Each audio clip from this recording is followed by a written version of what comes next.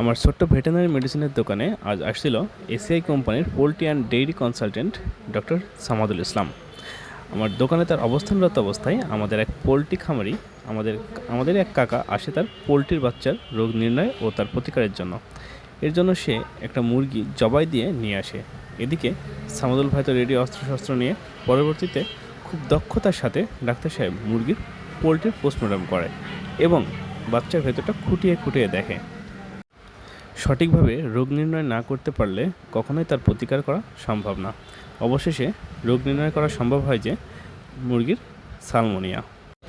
এবার ডাক্তার সামাদুল ভাই তার প্রতিকার হিসেবে একটা প্রেসক্রিপশন করে দেয়। আশা করা যায় ফার্মের সকল মুরগির সমস্যার সমাধান হবে ইনশাল্লাহ। আমাদের খামারি কাকাও তো অনেক খুশি হঠাৎ করে ডাক্তার সাহেবকে পাওয়ার জন্য। সে তো ডাক্তার সাহেবকে প্রেসক্রিপশন করে দেওয়ার পরে অসংখ্য ধন্যবাদ জানাই এবং তার কাছে অনেকগুলো মেডিসিন ছিল, সেই সব মেডিসিনগুলো তাকে দেখায় যে তার কাছে এগুলো আছে, সে আর এগুলো ব্যবহার করতে পারবে কিনা।